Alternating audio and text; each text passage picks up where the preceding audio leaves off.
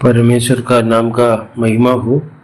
पिछले 3 एपिसोड में प्रभु यीशु मसीह ही जगत का एकमात्र उद्धारकर्ता, इस पद के ऊपर, इस विषय के ऊपर हमने कुछ विषय मनन किया था। आज भी इस विषय पर एक पद बाइबल में से पढ़ेंगे और अब थोड़ा समय हम मनन करेंगे। यूहन्ना सुसमाचार उसका 3 अध्याय उसका 16 पद आज का मनन के लिए। यूहन्ना सुसमाचार उसका 3 अध्याय उसका 19 पद। क्योंकि परमेश्वर ने जगत से ऐसा प्रेम रखा कि उसने अपना एकलौता पुत्र दे दिया, ताकि जो कोई उस पर विश्वास करे वह नाश ना हो परंतु आनंद जीवन पाए। बाइबल का सबसे प्रसिद्ध एक पद है ये यूहन्ना सुसमाचार 3 अध्याय उसका 16 पद। और ऐसे भी कह सकते हैं कि सारे सुसमाचार का एक सारांश हम इस पद में हम देख सकते हैं। इस पद का पहला भाग में परमेश्वर का प्रेम हमको दिखा सकते हैं। इसमें लिखा है परमेश्वर ने जगत को ऐसा प्रेम रखा।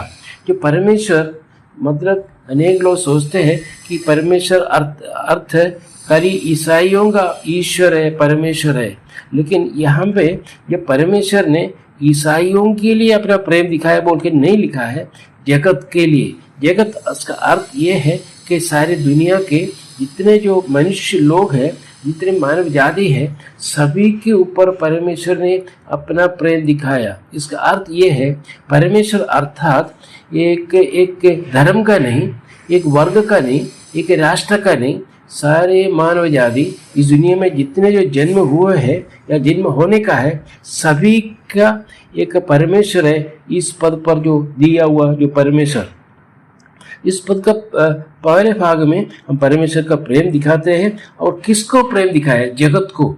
और किस लिए जगत को? जगत मतलब दुनिया के हर एक मनुष्य है। मनुष्य का अवस्था नाश की ओर जाने वाले थे।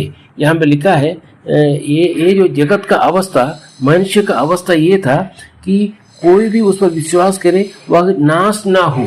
माने नाश की ओर जाने वाले और पाप में जीवन बिताने वाले लोगों को उस स्थान से उद्धार देने के लिए परमेश्वर ने जगत को प्रेम किया है। परमेश्वर का प्रेम और जगत का स्थिति जो विनाश को जाने वाले, और उसने क्या किया?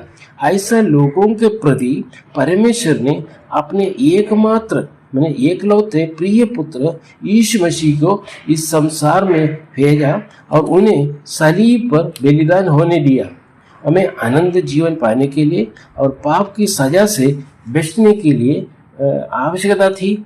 हमें अपनी मेहनत या अपना परिश्रम से और परिश्रम से हमें उद्धार नहीं मिल सकता था, या हमें अपना परिश्रम से हमें निर्भर रखने का कोई जरूरत नहीं था।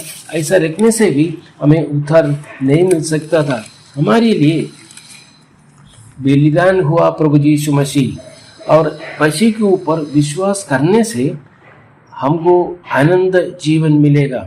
संक्षिप्त रूप में मैं ये कहकर आज के जो छोटा सा मनन को मैं समाप्त करना चाहता हूँ कि अगर आप प्रभु यीशु को विश्वास करने से आपको आनंद जीवन मिलेगा।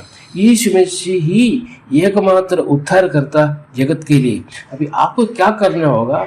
जब परमेश्वर ने जगत को और आपका और हमारा जीवन में उस नाश में स्थान से हमें बचाने के लिए प्रभु यीशु अपने प्रिय पुत्र प्रभु यीशु मसीह को बलिदान के रूप में समर्पण किया। हमें एक विषय करना है, हमारा परिश्रम की जरूरत नहीं है, हमें कोई दान धर्म करने की जरूरत नहीं है, हमें कोई तीर्थ यात्रा करने की जरूरत नहीं है। उस बलिदान के ऊपर हमें विश्वास करना है।